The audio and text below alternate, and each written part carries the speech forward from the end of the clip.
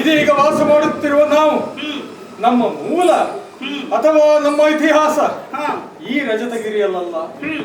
ಆದಿಮಾಯೆಯಿಂದ ಹುಟ್ಟಿದಂತಹ ಬ್ರಹ್ಮ ವಿಷ್ಣು ಮಹೇಶ್ವರ ಈ ಮಕ್ಕಳು ಮೂಲ ಸ್ವರೂಪದಲ್ಲಿ ನೀನು ಸಹ ಆದಿಮಾಯಿ. ಇಂತಹ ಹುಟ್ಟನ್ನು ಪಡೆದ ನಾವು ಮೂವರಲ್ಲಿ ನನ್ನ ಕೆಲಸ ಲಯಕರ್ತನ. ಸೃಷ್ಟಿಯೊಬ್ಬನಿಗೆ, ಪಾಲನೆ ಒಬ್ಬನಿಗೆ, ನನ್ನ ಪಾಲಿಗೆ ಲಯ. ಲಯ ಎಂದಾಕ್ಷಣ ಏನು ಸಾಯಿಸುವುದು ಕೊಲ್ಲುವುದು ಅಂತಲೇ ಅರ್ಥ ಅಲ್ಲವಲ್ಲ. ಲಯ ಅಂದರೆ ಅದು ಪರಿವರ್ತನೆಯೂ ಹೌದು, ಕಾಪಾಡುವುದು ಎಂಬುದಾಗಿ ಅರ್ಥ. ಹಾಗೂ ಅರ್ಥ ಆಗ್ತದೆ. ಲಯ ಹಿಡ್ಕೊಳ್ಳುದು ಅಂತ ಹೇಳುದು ಅಲ್ವಾ? ಹಾಲಾದರೂ ಹಾಲು ಅದು ಮೊಸರಾಗುವುದಿದೆ, ಬೆಣ್ಣೆ ತುಪ್ಪ ಆಗುವುದಿದೆ. ಇದರರ್ಥ ಹಾಲು ನಾಶ ಆಯಿತು ಎಂದಲ್ಲ, ಒಂದು ರೂಪದಿಂದ ಇನ್ನೊಂದು ರೂಪಕ್ಕೆ ಹೋಯಿತು ಅಂತ. ಇಡೀ ಜಗತ್ತಿನಲ್ಲಿ ಶಾಶ್ವತವಾದುದು ಪರಿವರ್ತನೆ ಮಾತ್ರ, ಸರಿ ಅಲ್ಲವೇ? ಲಯವನ್ನು ನಾವು ಹೀಗೆ ಅರ್ಥೈಸಿ ನನ್ನ ವ್ಯಕ್ತಿತ್ವವನ್ನು ಉದಾಹರಿಸಬಹುದಾದ್ರೆ, ನೀನಾದ್ರೂ ಸಾಮಾನ್ಯದವಳು. ನಿನ್ನ ಬಗ್ಗೆ, ನಿನ್ನ ಚರಿತ್ರೆಯನ್ನು ನಾವು ತಿಳಿದರೆ ವಿಸ್ಮಯ ಚರಿತ್ರೆ ನೀನು. ಯಾಕೆ? ನೀನು ಒಂದು ಕಾಲದಲ್ಲಿ ಪರ್ವತರ, ನೀನೊಂದು ಕಾಲದಲ್ಲಿ ದಕ್ಷಿಣ ಮಗಳಾಗಿ ದಾಕ್ಷಾಯಿಣಿಯಾದವಳು. ನಂತರ ನನ್ನನ್ನು ಸಂಧಿಸಿದವಳು. ನಾವಿಬ್ಬರು ಮದುವೆಯಾಗಿದ್ದಾಗ ಒಂದು ಕಾರಣಾಂತರದಿಂದ ನೀನು ನಿನ್ನ ದೇಹತ್ಯಾಗವನ್ನು ಮಾಡಬೇಕಾಗಿ ಬಂತು. ಆ ನಂತರ ಮತ್ತೆ ನೀನು ಪರ್ವತರಾಜನ ಮಗಳಾಗಿ ಪಾರ್ವತಿಯಾಗಿ ನನ್ನನ್ನು ಸೇರಿಕೊಂಡದ್ದಲ್ಲವೇ? ಇದು ನಿನ್ನ ವಿಸ್ಮಯ ಚರಿತ್ರೆಯ ಒಂದು ಉದಾಹರಣೆ. ಆದರೆ ಇನ್ನು ಸಮುದ್ರ ಮತದ ಕಾಲದಲ್ಲಿ ರಕ್ಕಸರು ಮತ್ತು ದೇವತೆಗಳು ಮೇರು ಪರ್ವತವನ್ನ ಕಟ್ಟಿ, ಹಾವಿನಿಂದ ಕಟ್ಟಿ ಕಡೆಯುತ್ತಿದ್ದ ಕಾಲದಲ್ಲಿ ಸುವಸ್ತುಗಳಿಗಿಂತ ಮೊದಲಾಗಿ ವಿಷ ಉಕ್ಕಿ ಬಂದದ್ದು. ಆ ವಿಷ ಜಗತ್ತನ್ನು ವ್ಯಾಪಿಸಿ ನಾಶ ಮಾಡದೇ ಇರಲಿ ಎನ್ನುವ ಕಾರಣಕ್ಕೆ ಅದನ್ನು ಈ ಈಶ್ವರ ಕುಡಿದಾಗ ಅವನ ದೇಹಕ್ಕೆ ಅದು ಪಸರಿಸದಿರಲಿ ಎಂದು ನೀನು ನನ್ನ ಗಂಟಲನ್ನು ಒತ್ತಿದೆ. ನಾನು ನೀಲಕಂಠನಾದೆ. ಹೌದು ಸ್ವಾಮಿ, ನಾನು ಗಂಟಲನ್ನು ಒತ್ತಿದೆ ಅಂತ ಉಳಿದ ಹೆಂಗಸರು ಗಂಟಲು ಒತ್ತಬಾರದು. ಆ ಉಳಿದ ಗಂಡಸರ ಹೆಸರು ಈಶ್ವರ ಇದ್ರು, ಅವರು ಗಂಟಲನ್ನು ಒತ್ತಬಾರದು. ಅದೇ ರೀತಿಯಾಗಿ ಹೆಂಡತಿ ಗಂಟಲು ಒತ್ತಿದಾಗ ಬೇರೆ ಹೆಸರು ಬರ್ತದೆ ಅಂತ ಒತ್ತಿದ್ರೆ ಹೆಂಡತಿ ವಿಧವೇ ಆಗ್ತಾರೆ. ಹೆಂಡತಿ ವಿಧವೇ ಆಗ್ತಾರೆ, ಗಂಟ ಶವ ಆಗ್ತಾನೆ, ನೀಲಕಂಠ ಅಲ್ಲಿ ಮೇಲೆ ನೋಡಿ ಅಯ್ಯೋ ನಾನೇನು ಮಾಡಲಿ ಅಂತಾರೆ, ಅಲ್ವೇ? ಹೀಗೆ ಇನ್ನು ಆದಿಮಾಯಾದಂತಹ ನೀನು ರಕ್ತಬೀಜಾಸುರನ ಆ ಸಂದರ್ಭದಲ್ಲಿ ರಕ್ತಬೀಜಾಸುರನ ಪ್ರತಿಯೊಂದು ರಕ್ತದ ಕಣ ನೆಲಕ್ಕೆ ಬಿದ್ದಾಗ ಇನ್ನೊಬ್ಬ ಬೀಜಾಸುರ, ಇನ್ನೊಬ್ಬ ರಾಕ್ಷಸ ಅಲ್ಲಿ ಹುಟ್ಟಿ ಬರುತ್ತಿದ್ದ ಕಾಲದಲ್ಲಿ ಅವನನ್ನ ವಧಿಸುವುದಕ್ಕಾಗಿ ಸಿಂಹ ವಾಹಿನಿಯಾಗಿ ನಾಲಿಗೆಯಿಂದ ಹೊರಚಾಚಿ ಆ ರಕ್ತ ಕೆಳಬೀಳದಂತೆ ನೀನು ತಡೆದವಳು. ರಕ್ತಬೀಜಾಸುರನ ವಧೆಗೂ ಕಾರಣ ಆದವಳು, ಅಲ್ವೇ? ಈ ಕಾರಣಕ್ಕಾಗಿ ನಿನ್ನನ್ನು ಬರೇ ಶಂಕರನ ಹೆಂಡತಿ, ಪರಮೇಶ್ವರನ ಮಡದಿ ಅನ್ನುವುದಕ್ಕಿಂತ ವಿಸ್ಮಯ ಚರಿತ್ರೆಯಾದ ಪಾರ್ವತಿಯೇ ನೀನು, ಅಲ್ವೇ? ನಾವು ಮಾತಾಡ್ತಾ ಹೊತ್ತು ಕಳೆದದ್ದೇ ಗೊತ್ತಾಗಿಲ್ಲ ಅನ್ನೋದು. ಕೆಲವೊಮ್ಮೆ ಹಾಗೆ ಆಗ್ತದೆ ಅಲ್ಲ, ಮಾತಾಡುವ ಹೊತ್ತೋಗಿದ್ದೇ ಗೊತ್ತಾಗ್ತದೆ. ಹೌದು, ಹೊತ್ತು ಹೋಗಿದ್ದೇ ಗೊತ್ತಾಗಿಲ್ಲ, ಕಳೆದ ಮೇಲೆ ಗೊತ್ತಾಗುತ್ತೆ ಎಷ್ಟು ಕಳೆದಿತ್ತು ಅಂತ. ಸಪ್ತ ಕಾಲ, ಅಲ್ವೇ? ಈ ನನ್ನ ಅಭ್ಯಾಸ ನಿನಗಂತೂ ಗೊತ್ತೇ ಇದೆ. ಸಂಧ್ಯಾ ಕಾಲದಲ್ಲಿ ನೀವು ಭಸ್ಮ ಲೇಪನ ಮಾಡಿಕೊಳ್ಳುವುದಲ್ಲ, ಅಲ್ಲವೇ? ತ್ರಿಸಂಧ್ಯಾ 3 ಬಾರಿ ದಿನಕ್ಕೆ ನೀನು ಭಸ್ಮವನ್ನು ತರುವವಳು, ನಾನು ಲೇಪಿಸಿಕೊಳ್ಳುವವನು. ಈಗ ತಡ ಆಗ್ತಾ ಇದೆ, ಬೇಗ ಹೋಗಿ ನೀನು ಭಸ್ಮ ತರಬೇಕಲ್ಲ. ನೀನು ಖಂಡಿತ ತರ್ತೇನೆ. ಒಂದು ಎಚ್ಚರಿಕೆ, ಏನು? ಭಸ್ಮವನ್ನು ನೀನು ತರಬಹುದು, ಆದ್ರೆ ಆ ಭಸ್ಮದಲ್ಲಿ ಯಾವ ಕಸ, ಯಾವ ಕಡ್ಡಿ, ಯಾವ ಕಲ್ಲು ಯಾವುದೂ ಇರಬಾರದು. ಶುದ್ಧ ಭಸ್ಮ ತಂದು ಕೊಡ್ಬೇಕು. ಹೊಲಸಾದ ವಸ್ತುಗಳು ಭಸ್ಮಗಳು ಇರಬಾರದು, ಏನೂ ಇರಬಾರದು. ಮದುವೆಯಾಗಿ ಇಷ್ಟು ಕಾಲ ಆಯ್ತು, ನಾನು ನಿತ್ಯವೂ ಭಸ್ಮವನ್ನು ತಂದು ಕೊಡ್ತಾ ಇದ್ದವಳು. ಯಾವತ್ತು ನೀವು ಹೀಗೆ ಹೇಳಿದ್ದಿಲ್ಲ, ಇವತ್ತು ಮಾತ್ರ ಯಾಕೆ ಹಾಗೆ ಹೇಳುದು? ಅಲ್ಲ, ಇವತ್ತು ಇಷ್ಟು ಮಾತಾಡಿದ್ದು ಇಲ್ಲ. ಇಷ್ಟು ಮಾತಾಡಿ ನೀನು ಇಲ್ಲೇ ಇದ್ದಲ್ಲ, ಮತ್ತೆ ಅವಸರವಾಗಿ ನೀನು ಹೋಗಿ ಮತ್ತೆ ಈಗ ತರುವುದ್ರೊಳಗೆ ಈಗ ಒಮ್ಮೊಮ್ಮೆ ಆಗ್ತದೆ ಆ ಅವಸರದಲ್ಲಿ ಅಲ್ವಾ? ಇಷ್ಟು ಅವಸರ ಆದ್ರೂ ಶುದ್ಧ ತರುವುದೇ ಇಲ್ಲ. ಆ ನಂಬಿಕೆ ನನಗೆ. ಹಾ, ಗಂಡ ತಂದಿಟ್ಟಿದ್ದಾದ್ರೂ ಶುದ್ಧ ಮಾಡಿ ಹೆಣ್ಣು ಬಳಸ್ಕೊಳ್ತಾಳೆ ಅಲ್ವಾ? ಅಂತಲ್ಲಿ ಹೆಣ್ಣೆ ತರದ್ರೆ ಶುದ್ಧವನ್ನು ತರ್ತಾಳೆ. ಶುದ್ಧವನ್ನು ತರ್ತಾಳೆ, ಶುದ್ಧವನ್ನು ತಾಯಿ. ಆಮೇಲೆ ಈ ಗಂಡ ತರುವ ಅಕ್ಕಿಯಲ್ಲಿ ಎಷ್ಟು ಕಮ್ಮಿ ಇರುವುದಿಲ್ಲ ಅಲ್ವಾ? ಹೌದು, ಅದಕ್ಕಾಗಿ ಈಗ ನೀನು ಹಾಗಾಗಿ ನೀನು ಬೂದಿಲಿ ಕಲ್ ಸೇರಿಸ್ಬೇಡ. ಸೇರಿಸುದ ಸರಿ, ಇರುವುದೇ ಇಲ್ಲ. ಇರುವುದೇ ಇಲ್ಲ.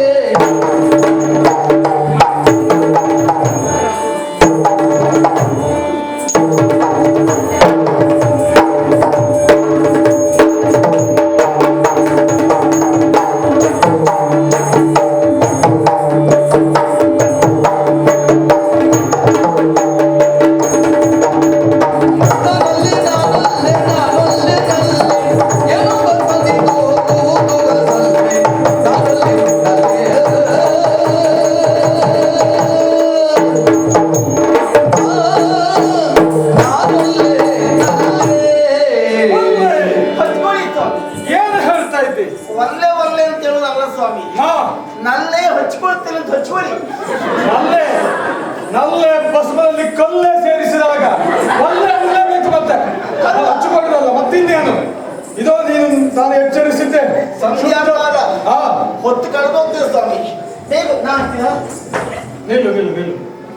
ನೀನು ತಂದದ್ದನ್ನ ಹೇಗಾದ್ರೂ ಇಲ್ಲಿ ಅದು ದಾಟಿ ಹೋಗ್ಬೇಕಂತ ಹಾಗೆಲ್ಲ ಹೇಳ್ಬೇಡ. ನಾನು ಪರೀಕ್ಷೆ ಮಾಡಿ ನೋಡಿದ್ದೇನೆ. ಭಸ್ಮವನ್ನು ಪರೀಕ್ಷೆ ಮಾಡಿದಾಗ ಅದರಲ್ಲಿ ಕಲ್ಮಶ ಇದೆ. ಸಾಧ್ಯ ಇಲ್ಲ, ಸಾಧ್ಯ ಇಲ್ಲ. ಇದನ್ನು ಅಭಿಮಂತ್ರಿಸಿ ಆಗಿದೆ. ವಿಕಲ್ಪ ಬರಬಹುದು, ಆದ್ರೆ ಹಚ್ಚಿಕೊಳ್ಳಿಕ್ಕೆ ಸಾಧ್ಯ ಇಲ್ಲ. ಏನ್ ಮಾಡ್ತೀರಿ ಈಗ? ವಿಸರ್ಜನೆ ಇಂದೆಂದು ಭಸ್ಮವ ಚದುರು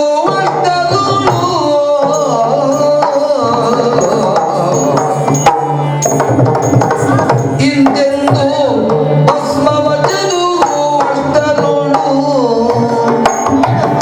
ಕಾಂತೆಯು ತಡೆದು ವಲ್ಲಭಗೆ ಹೇಳಿದಳು. ಭಸ್ಮವ ಕೆಳಗಿಡಲು ತಪ್ಪುದು ಕೆಡುಕುಗಳು. ಕಾಂತೆಯು ತಡೆದು ವಲ್ಲಭಗೆ ಹೇಳಿದಳು.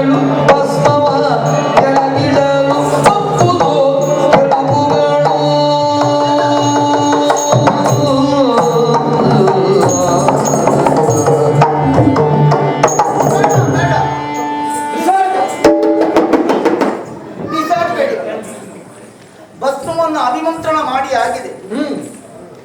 ಮಂತ್ರಿಸಿದಂತ ಭಸ್ಮ ಇದೆ.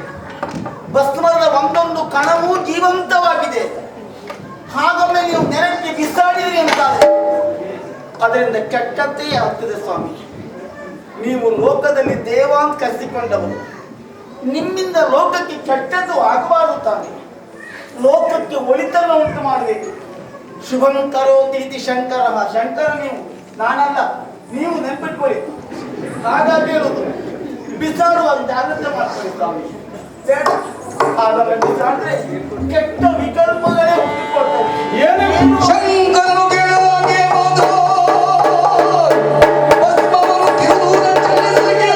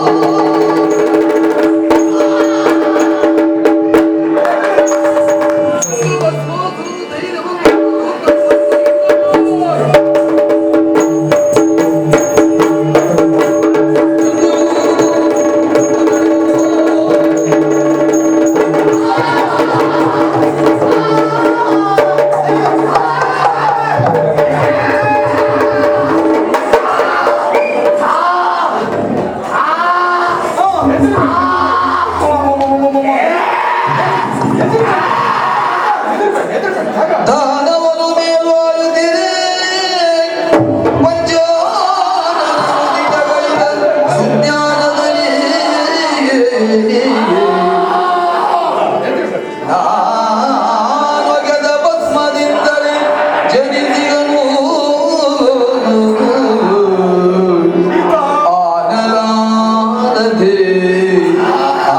ಆನಲಾದದೆ ಅಸುದ್ರಶಯ ದುಮ್ಮಾನದಲ್ಲಿ ಮಗನು ಎನ್ನುತ್ತನಿದಾನದಲ್ಲಿ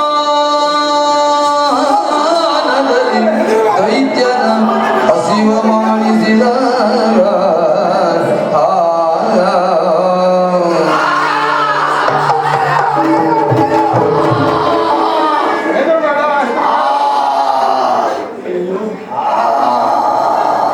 ಹೆದರ್ಬೇಡ, ನಮ್ಮ ಮಗ ಈಗಷ್ಟೇ ಹುಟ್ಟಾಗ ನಮ್ಮ ಮಗ. ಹೆದರ್ಬೇಡ. ನೋಡು, ಅದು ಹಾಗೆ ಗಂಡಸ್ರಿ ಮಕ್ಕಳು ಹೀಗೆ ಆಗುತ್ತೆ.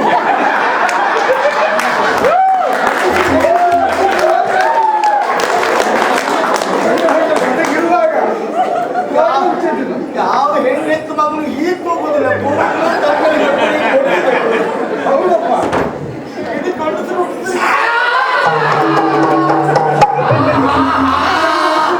ಇಷ್ಟು ದೊಡ್ಡ ಮಕ್ಕಳು. ಈಗಷ್ಟೇ ಹುಟ್ಟಿದ ಮಕ್ಕಳು, ಈಗಷ್ಟೇ ಹುಟ್ಟಿದ ಮಕ್ಕಳು. ಅಲ್ಲ, ನಿನಗಾದ್ರೂ ಒಂದು ಅನುಭವ ಇರ್ಬೇಕಲ್ಲ. ಅವು ಆ ಕಿಟಾರನ ಕಿರಿಚುವುದು ಆರೋಗ್ಯದ ಲಕ್ಷಣ. ಯಾರಾದ್ರೂ ವೈದ್ಯರ ಹತ್ರ ಕೇಳೋದಿಲ್ಲ. ಹಾಗೆ ಕಿರಿಚಿದೆ ಅಂದ್ರೆ ಹೋಗಿ ಚೂಟುದಿದೆ ಅದಕ್ಕೆ. ಇದು ನೋಡಿ ಹುಟ್ಟಿದ ಕೊಂಡಿಗೆ ಹುಟ್ಟಿದ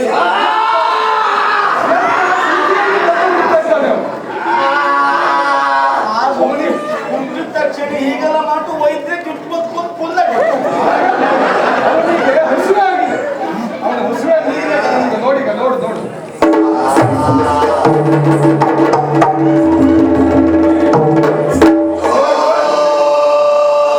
ಮತ್ತು ಹುಟ್ಟಿದ ಮತ್ತೆ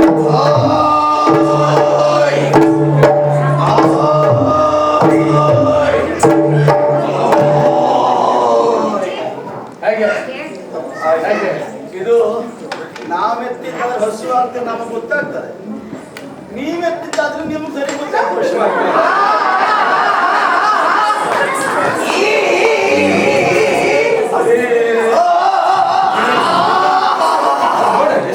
ಇದು ನಟಶೇಖರ ಪಡೆದ ಮಗ. ಹೌದು, ಮತ್ತೆ ಹೊಟ್ಟೆ ತುಂಬಿದ ತಕ್ಷಣ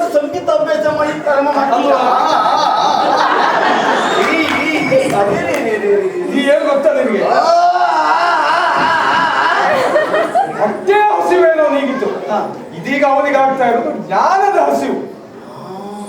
ಅಕ್ಷರ ಸಂಚಾರ ಆಗಬೇಕು ನಾಲಿಗೆಯಲ್ಲಿ. ಈಗ ನೋಡಿ, ನೀನು ನೋಡ್ತಾ ಇರು.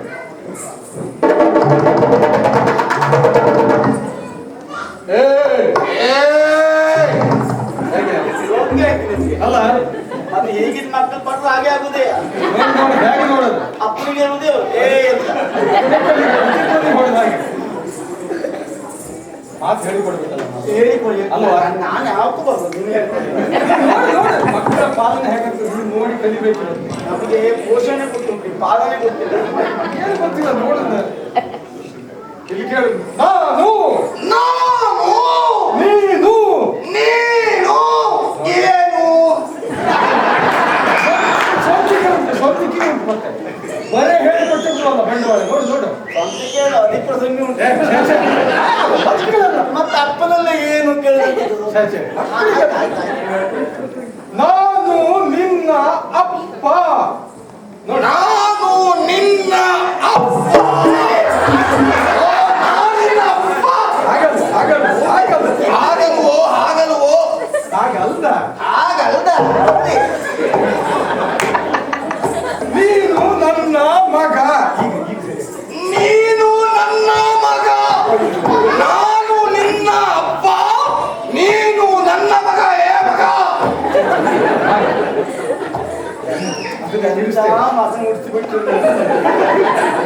ನಾನು ನಿನ್ನ ಮಗ, ನೀನು ನನ್ನ ಅಪ್ಪ. ನಾನು ನಿನ್ನ ಮಗ, ಹಾ, ನೀನು ನನ್ನ ಅಪ್ಪ. ನೋಡ, ನಾನು ನಿನ್ನ ಮಗ, ನೀನು ನನ್ನ ಅಪ್ಪ. ಹೇಗೆ? ಅಪ್ಪ ಅಪ್ಪ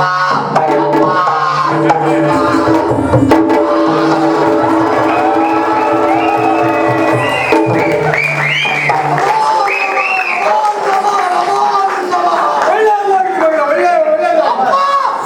ಇವು ಯಾರು?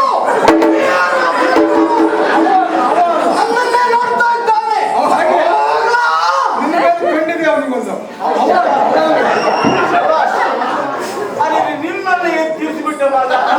ನನ್ನ ಮಗ ಅಲ್ವೇನೆ? ನನ್ನ ಮಗ ನೋಡು. ಯಾರು ಅವ ಯಾರು? ಅವ ಯಾರು? ಅವಳು ಅವಳು ಅವಳು ಅವಳು ಯಾವಳು? ಅವಳು ನೋಡು. ಯಾರವಳು? ಅವನು ಪುಲ್ಲಿಂಗ. ನಿಂದ ಪ್ರೇಮ ಬೇಸ ಗೊತ್ತಿಲ್ಲ. ಹೇಳ್ತಾ ಇದ್ದೀನಿ, ಹೇಳ್ಬೇಡಿ. ಬಿಡಿ, ಬಿಡಿ, ಬಿಡಿ. ಎಲ್ಲ ಮಕ್ಕಳು. ಯಾವ ಜಾತಿ ಮಕ್ಕಳ? ಅವನು ಪುಲ್ಲಿಂಗ, ಅವಳು ಸ್ತ್ರೀಲಿಂಗ. ಅವನು ಪುಲ್ಲಿಂಗ, ಇದು ಸ್ತ್ರೀಲಿಂಗ. ಇದು ಸ್ತ್ರೀಲಿಂಗ ಹೆಣ್ಣು. ಅವಳು ನಿನ್ನ ಪುಲ್ಲಿಂಗ, ಪುಲ್ಲಿಂಗ, ಸ್ತ್ರೀಲಿಂಗ. ನಾನು ನಪುಂಸಕಲಿಂಗ. ಅದ್ಯಾವುದು ಅಪ್ಪಯ್ಯ ನಪುಂಸಕಲಿಂಗ? ನೋಡಿ, ನೀನು ಇಂಥ ಮಕ್ಕಳಿಗೆ ಹೇಳಿ ಕೊಡದೇ ಇದ್ರು ತೊಂದರೆ ಇಲ್ಲ. ತಪ್ಪು ತಪ್ಪು ಹೇಳಿಕೊಡು. ಹೌದು. ಹುಟ್ಟಿದ ಮನುಷ್ಯ ಇಷ್ಟು ಅಧಿಕ ಪ್ರಸಂಗಿ ಮಾಡೋ ಮಕ್ಕಳ ನಾವಂತ ಹೆಂಗಸ್ರೆ ಮತ್ತೆ ಯಾವ್ದು ಹೇಗೆ ಅಲ್ಲ, ನೀವೆಲ್ಲ ಹೇಳ್ತಾರೆ ಅದು ಎಂತ ಮಾಡಿದ್ರು ಏನು ಕೊಂಗಾಟು. ಅಯ್ಯೋ ನನ್ನ ಮಗನ. ಅಪ್ಪ ಯಾರವ? ಅವಳು ಅವಳು ಅವಳು ಅವಳು ಸ್ತ್ರೀಲಿಂಗ. ಅವಳು ಇವಳು ಸ್ತ್ರೀ. ಯಾರವಳು? ಅವಳು ನಿನ್ನ ತಾಯಿ. ಓ ನಿನ್ನ ತಾಯಿಯಾ? ಅವಳು ನಿನ್ನ ತಾಯಿ, ನನ್ನ ಹೆಂಡತಿಯೋ. ಓ ಅವಳು ನಿನ್ನ ತಾಯಿ, ನನ್ನ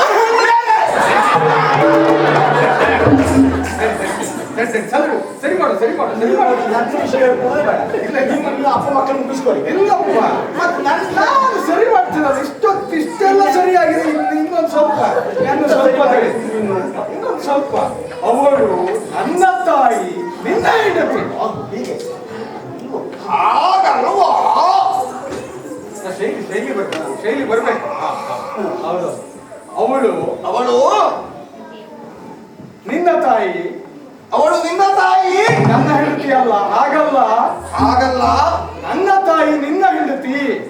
ನನ್ನ ತಾಯಿ ನಿನ್ನ ಹೆಂಡತಿ, ನಿನ್ನ ಹೆಂಡತಿ ನನ್ನ ತಾಯಿ. ನಿನ್ನ ತಾಯಿ ಅಮ್ಮ. ಅವಳೇ ಅಮ್ಮ ಅಮ್ಮ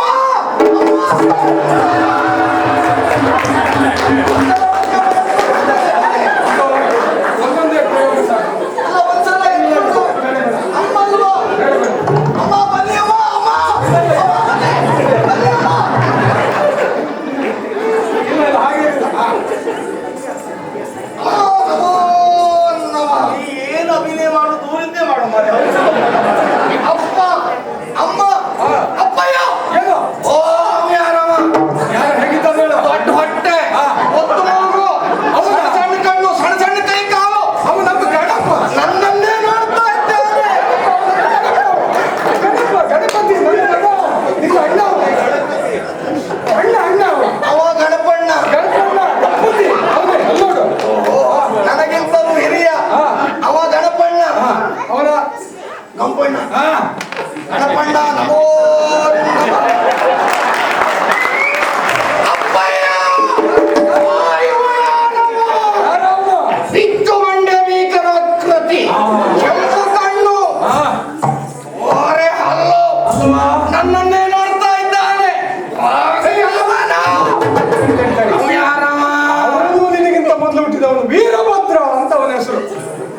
ವೀರಭದ್ರ. ಒಂದು ಕಾಲದಲ್ಲಿ ಬಹಳ ಕೆಲಸ ಮಾಡಿ ಈಗ ಸುಧಾರಿಸ್ಕೊಳ್ತಾ ಇದ್ದಾನೆ. ನನ್ನ ಅಣ್ಣ ನಿನ್ನ ಅಣ್ಣ ಅವನು ವೀರಭದ್ರ ಅಣ್ಣ. ಅಣ್ಣಯ್ಯ ನಮೋ ನಮಃ. ಅಪ್ಪ ಓ ಈ ಕಡೆ ಕಾಣ್ತಾ ಇದ್ದಾನಲ್ಲ ಅವ ಯಾರು? ಓ ಇವನು ಇವರಿಬ್ಬರಂತೆ ಅಲ್ಲ, ಇವ ಭಿನ್ನ. ಅಲ್ಲ ನೋಡುವುದಕ್ಕೆ ಸುಂದರ, ಹಾ. 6 ತಲೆ, ಹಾ. ಕೈಯಲ್ಲಿ ಏನೋ ಹಿಡ್ಕೊಂಡಿದ್ದಾನಲ್ಲ ಅವ ಯಾರವ? ಅವನು ಷಣ್ಮುಖ, ಅವನು 6 ಮುಖ ಅವನಿಗೆ. ಷಣ್ಮುಖಣ್ಣ. ಷಣ್ಮುಖ ಅವನು ಅಣ್ಣ. ಷಣ್ಮುಖಣ್ಣ ನಮೋ ನಮಃ. ಬರೇ ಅಣ್ಣಂದ್ರೆ ತುಂಬಿದ ಸಭೆ ಮಗು. ಹೌದೌದೌದು, ಇವರೆಲ್ಲ ನನ್ನ ಅಣ್ಣಂದಿರು. ಹಾ. ಓ ಈ ಕಡೆಯಲ್ಲಿದ್ದವ ಹಾ. ಇವರು ಯಾರು ಹಾಗೂ ಇಲ್ಲ. ಎಲ್ಲ. ತಲೆ ಮೇಲೆ ಏನೋ ಎರಡು ಕಾಣ್ತಾ ಉಂಟು, ಅವ ಯಾರವ? ನಂದಿ. ಅವನು ನಂದಿ ಅವನು. ಅವನು ನನ್ನ ಗಂಡನ ಅವನು ವಾಹನ ಅವನು. ವಾಹನ. ಇರ್ಲಿ, ನಮೋ ನಮಃ ನಮೋ ನಮಃ. ಅಪ್ಪಯ್ಯ, ಮೇಲೆ ಕಾಣುತ್ತಾ ಇರುವುದೇನು? ಆಕಾಶ, ಕೆಳಗೆ ಕಾಣುತ್ತಾ ಇರುವುದೇನು? ಭೂಮಿ, ಸುತ್ತಲೂ ಕಾಣುತ್ತಾ ಇರುವುದೇನು? ಇದೆಲ್ಲವೂ ಸೇರಿದರೆ ಪ್ರಪಂಚ ಮಗು. ಓ ಮೇಲಿರುವುದು ಆಕಾಶ, ಕೆಳಗಿರುವುದು ಭೂಮಿ, ಇದೆಲ್ಲ ಸೇರಿದ್ರೆ ಪ್ರಪಂಚ. ಪ್ರಪಂಚ. ಉರಿಯುತ್ತಾ ಇರುವುದೇನು? ಬೆಂಕಿ, ಬೀಸುತ್ತಾ ಇರುವುದೇನು? ಗಾಳಿ, ಅದು ಹರಿಯುತ್ತಾ ಇರುವುದೇನು? ನದಿ. ಇದೆಲ್ಲ ಸೇರಿದ್ರೆ ಪ್ರಪಂಚ. ಅಪ್ಪಯ್ಯ, ಏನು? ಅವ ಗಣಪಣ್ಣ, ಹಾ. ಇವ ವೀರಭದ್ರ ಅಣ್ಣ, ಹಾ. ಅವ ಷಣ್ಮುಖ ಅಣ್ಣ. ಹ್ಮ್. ನಿಮ್ಮ ಹೆಸರು? ನಾನು ಶಂಕರ ಪರಮೇಶ್ವರ, ಹಲವು ಹೆಸರು. ಅಮ್ಮನ ಹೆಸರು? ಪಾರ್ವತಿ. ನನ್ನ ಹೆಸರು ಶಂಕರ ಪಾರ್ವತಿ. ಹಾ. ನನಗೆ ಕರೆಯುವುದಕ್ಕೆ ಹೆಸರಿಲ್ವಾ ಅಪ್ಪಯ್ಯ? ನೋಡಿ ಹೋಗುದು ಏನು ಚುರುಕು.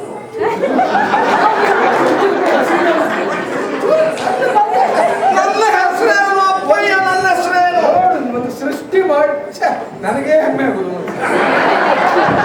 ಅಲ್ಲ, ಸೃಷ್ಟಿಗೆ ನೀವೇ ಹೆಮ್ಮೆ ಹೌದು. ವೀರಭದ್ರ ಉಟ್ಕೊಂಡ. ಅವ್ ಮಾಡಿದ ಕೆಲಸ ಎಷ್ಟು? ಅಯ್ಯೋ ಮಗು, ಅಪ್ಪಯ್ಯ. ಈಗ ನಿನಗೆ ಹೆಸರು ಇಡಬೇಕಲ್ವೇ? ಹೌದೌದು. ಹೆಸರು ಅಲ್ಲ, ಅಮ್ಮ ಹೆಸರು ಇವತ್ತಿಗ ತಾಯಿ ಹೆಸರು. ನಾವು ಮಗನೇ ಅಂತ ಕರಿಬಹುದು. ಹಾ, ಲೋಕ ಎಲ್ಲ ಮಗನೇ ಮಗನೇ ಅಂತ ಕರಿಬಹುದು. ಹಾಗಾದ್ರೆ ಒಂದು ಹೆಸರು ಬೇಕು. ಬೇಡ ಬೇಡ. ವಿಶೇಷ. ಹೌದು, ವಿಶೇಷ. ತಾಯಿ ಎಂತ ಇಲ್ವಾ? ಅಲ್ಲ, ನೀನೊಂದು ಚಂದದ ಹೆಸರು ಇಡು ಯಾರಿಗೆ? ಮಗನಿಗೆ. ಹೌದಮ್ಮ, ಮಗ ಚಂದಿದ್ರೆ ಚಂದ ಹೆಸರು ಇಡಬಹುದು. ಹೆಸರಾದ್ರೂ ಚಂದ ಇರುತ್ತೆ ಅಂತ ಹೇಳಿ. ಹೆಸರಿಗೆ ಮಗನಿಗೆ ಸಂಬಂಧ ಇರ್ಬೇಕು. ಹಾಗಲ್ಲ, ಎಂತ ಇಡುವ? ಒಂದು ಚಂದದ ಹೆಸರು. ಅಮ್ಮ, ಹೇಗೂ ನನ್ನನ್ನು ಹೊರಲಿಲ್ಲ ಹೇರಲಿಲ್ಲ, ಹಾ. ಒಂದು ಒಳ್ಳೆ ಹೆಸರು ಹೇಳಿ. ಹೇಳಿ ಅವನ ಹೆಸರು. ಮಗನೇ, ಓ ನಿನ್ನೆಲ್ಲ ಓದ್ಲಿಕ್ಕೆ ಆಗುದಿಲ್ವ ಮಗನೇ? ಆಗುದಿಲ್ವಾ? ಓದ್ಲಿಕ್ಕೂ ಆಗುದಿಲ್ಲ, ಹೇರ್ಲಿಕ್ಕೂ ಆಗುದಿಲ್ಲ. ಓದೋದೇ ಕಷ್ಟ. ಹೌದು. ಆದ್ರೂ ಒಂದು ಹೆಸರು ಇಡಿ ಅಮ್ಮ. ಹಾ. ಹುಟ್ಟಿದವರು ನೀವೇ. ನೀವೇ ಹೆಸರು ಇಟ್ಬಿಡಿ. ನಾನೇ ಇಡ್ಲ ಒಂದು ಹೆಸರು? ನಕ್ಷತ್ರ ನೋಡಿರ್ತಾರೋ, ಆಕಾರ ನೋಡಿರ್ತಾರೋ ನೋಡಿ. ನಾನೇ ಇಡ್ಲ ಆಗಿದ್ರೆ ಮತ್ತೆ ಭಸ್ಮಾಸುರನೆಂಬ ಬೆಸರಿತ್ತು. ಇವನಿಗೆ ಭಸ್ಮಾಸುರನೆಂಬ ಬೆಸರಿತ್ತು. ಯಾವತ್ತೆಲ್ಲ ವಿಷಯವೂ ಸೂಚಿಸುತ್ತ ಅರಸಿ ತಂದಿದ್ದೆನಗೆ ಭಸ್ಮವು ದಾಸನಾಗಿರು ನೀನು. ಅರಸಿ ತಂದಿದ್ದೆನಗೆ ಭಸ್ಮವನು ದಾಸನಾಗಿರು ನೀನು ಎಂದೆನು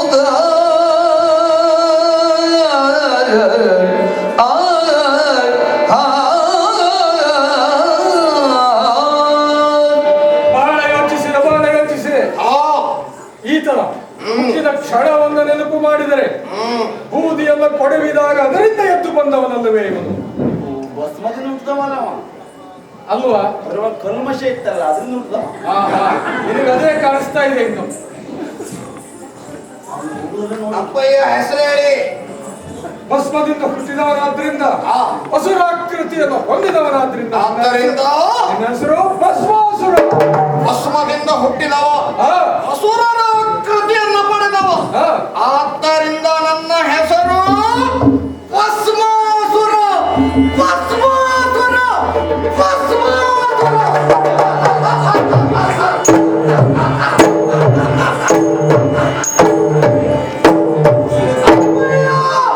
ಕರೆಯುವುದಕ್ಕೆ ಸುಮ್ಮನೆ ಇಟ್ಟಿದ್ದೇನೆ. ಹಾ. ಆದರೆ ಇವರೆಲ್ಲರನ್ನ ನೋಡ್ತಾ ಇದ್ದೇನೆ. ಹಾ. ನಿಂತಲ್ಲಿ ನಿಲ್ಲುವುದಿಲ್ಲ, ಕುಳಿತಲ್ಲಿ ಕುಳಿತುಕೊಳ್ಳುವುದಿಲ್ಲ, ತಿರುಗಾಡ್ತಾ ಇದ್ದಾರೆ. ಅವರಿಗೆಲ್ಲರಿಗೂ ಕೆಲಸ ಉಂಟು. ಒಂದೇ ಇಲ್ಲಿರ್ತಾರೆ, ಒಂದು ಹಿಂದೆ ಹೋಗ್ತಾರೆ.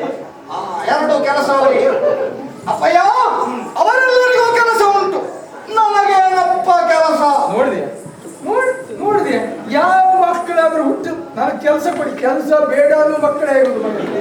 ವಿಷಯ ಇತ್ತು ನೋಡಿ, ಹಾ. ನಾನು ಮೆಚ್ಕೊಂಡ್ಬಿಟ್ಟೆ. ಅಂತೂ ಒಂದು ನಾನು ಇವತ್ತು ನೀವು ಮೆಚ್ಚುವುದೇ ಇಲ್ವೇನೋ ಅಂದ್ಕೊಂಡಿದ್ದೆ. ಇಲ್ಲ ಮೆಚ್ಕೊಂಡೆ. ನಾವು ಎತ್ತು ಮಕ್ಳು ಇಷ್ಟು ಬೇಗ ಕೆಲಸ ಕೇಳುದಿಲ್ಲ, ಅಲ್ಲ. ನಮ್ಗೆ ಕೆಲಸ ಕೊಡ್ತಾರೆ ನೋಡಿ. ಏನಪ್ಪ ಕೆಲಸ ಬೇಕು. ಇನ್ನು ಮುಂದೆ ಪ್ರಪಂಚದಲ್ಲಿ ಗಂಡಸ್ರೇ ಹೇಳುವಂತ ವರವನ್ನು ಅನುಗ್ರಹಿಸಿ.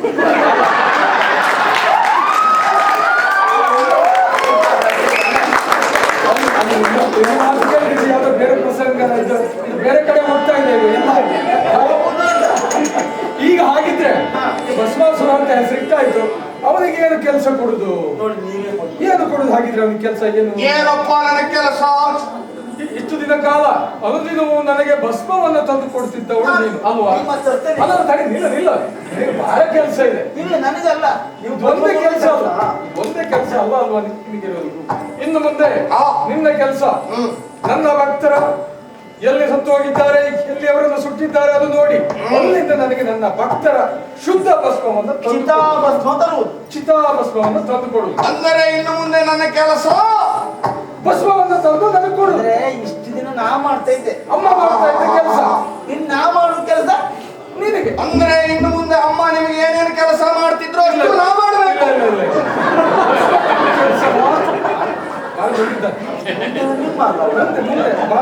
ಅಂದ್ರೆ ಇವತ್ತಿನಿಂದ ನನ್ನ ಕೆಲಸ ಭಸ್ಮವನ್ನು ಅರಿಸಿದ ಚಿತಾಭಸ್ಮವನ್ನ, ಶುದ್ಧವಾದ ಭಸ್ಮವನ್ನ ದೊಡ್ಡ ದೊಡ್ಡ ಪಾತ್ರೆ ಕೊಡಿ, ಭಸ್ಮ ತಂದು ಹೊತ್ತಾಗ್ತೇನೆ.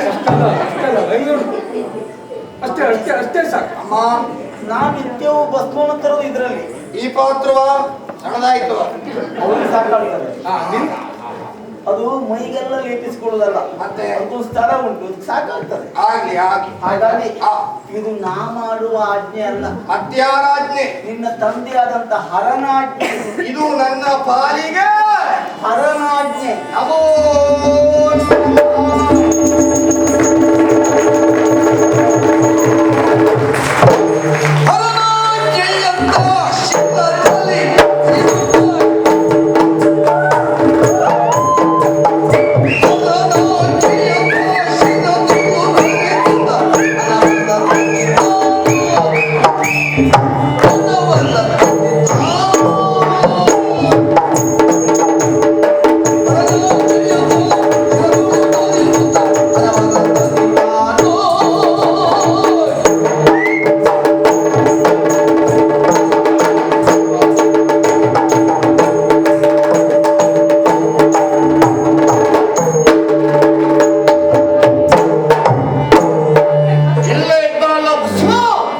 ಅಪ್ಪನಿಗೆ ತೆಗೆದುಕೊಂಡು ಹೋಗಿ ಕೊಡಬೇಕಲ್ಲ.